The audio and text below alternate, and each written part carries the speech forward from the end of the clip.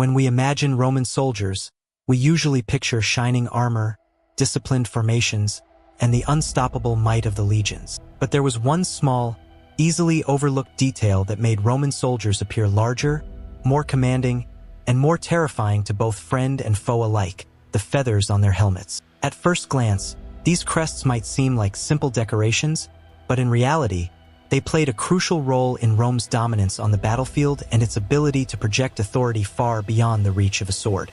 The Roman helmet, known as the Galea, was more than a piece of protection.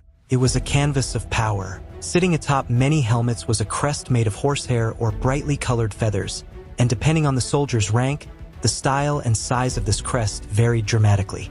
To the untrained eye, these crests may have looked ornamental, but in the chaos of battle, they became a lifeline. Imagine thousands of men colliding in brutal combat, shields clashing, dust rising, the roar of war echoing all around. In this storm of confusion, a soldier's ability to spot his leader could mean the difference between life and death. The crests, often dyed red or black, shone above the fray, allowing soldiers to identify their centurions instantly.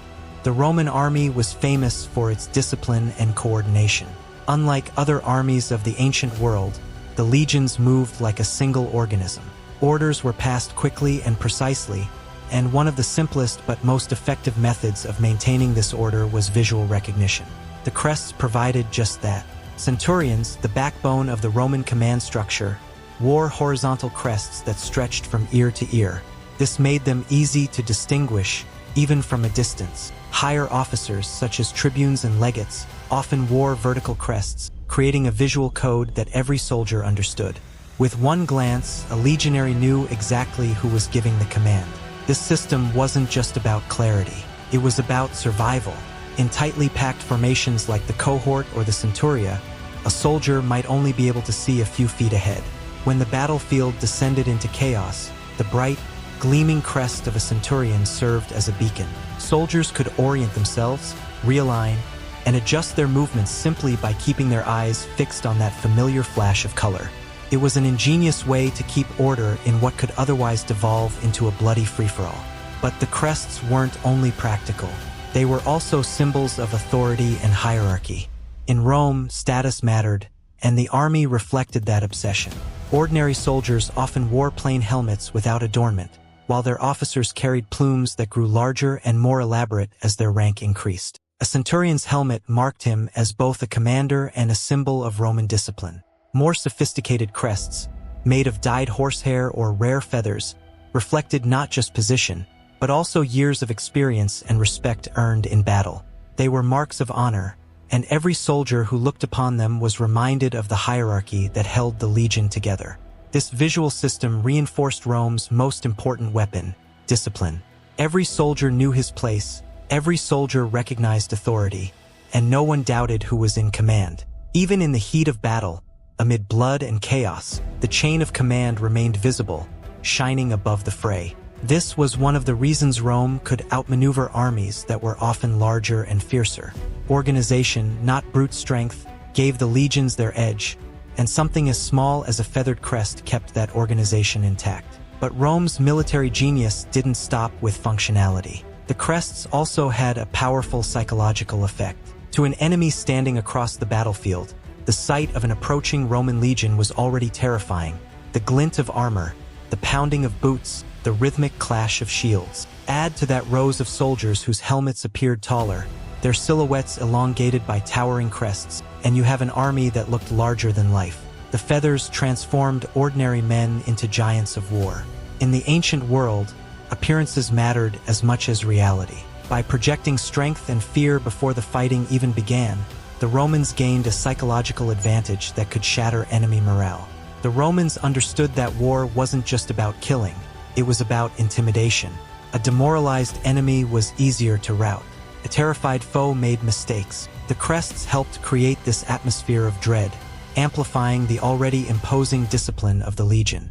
To march against Rome meant facing not just soldiers, but an unstoppable machine, and the crests were part of that illusion of invincibility.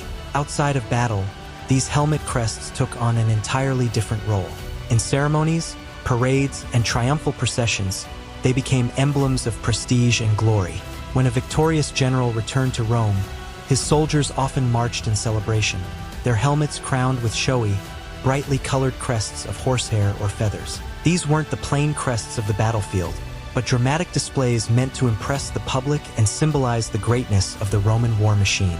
Red was especially popular, the color of blood and victory, meant to remind everyone watching of the sacrifices that built the empire.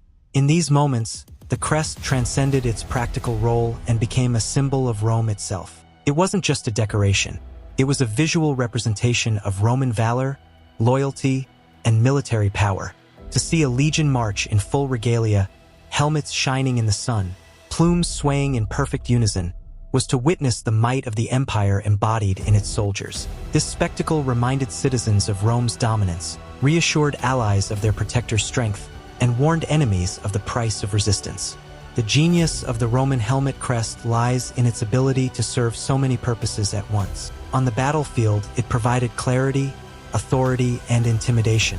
In peacetime, it became a tool of ceremony and propaganda, glorifying Rome's victories and reinforcing loyalty to the state. It was both functional and symbolic, practical and theatrical. In short, it was the perfect reflection of Roman military culture, disciplined, hierarchical, and obsessed with projecting power.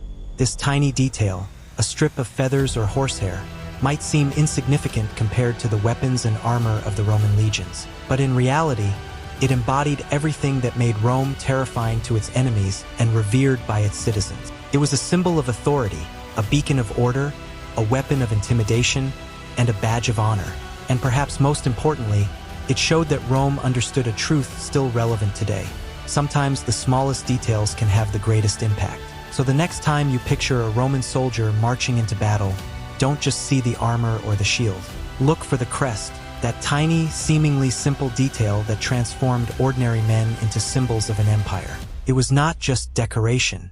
It was Rome's silent weapon, whispering to friend and foe alike. Here stands discipline, here stands power, here stands Rome.